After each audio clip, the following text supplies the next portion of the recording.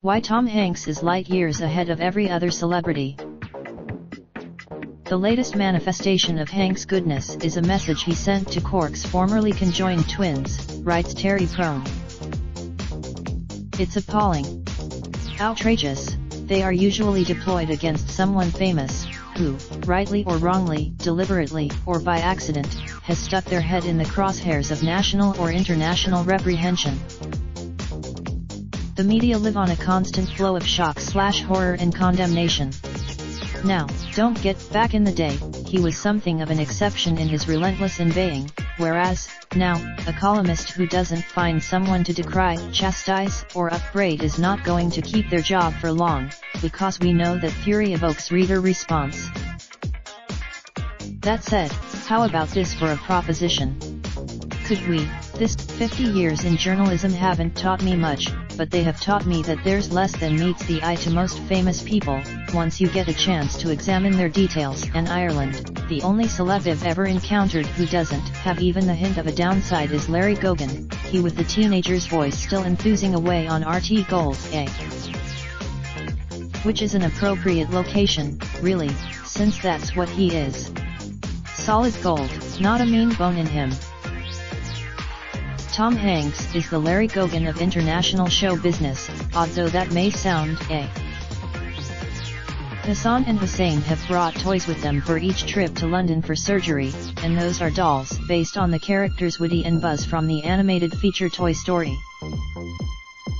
According to writer Stephanie Preissner, Toy Story was the first movie that legitimized the nostalgia of childhood for preteens.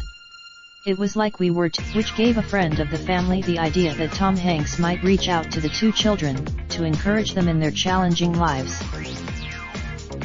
Now, even when a star is reached, the odds are 9-1 against that they will respond. If the request to, instead, Hanks gave the whole thing time and thought. He took the Toy Story, white-bearded again, we assume for whatever role he's currently taking, he looked straight into the camera. No smiles. Any star known to contribute in any way to an individual or individuals gets snowed under with requests from relatives and friends of similar cases, and can become a hate figure if they don't go along with dozens of other demands. Interestingly, though, Hanks, while endlessly generous, for example, to his fellow performers, won't let himself be pushed into accepting a cast member he doesn't think can act or into sharing information about his family life, including, for many years, the names of his children. He doesn't seem to have the overweening need to be loved that characterizes many actors.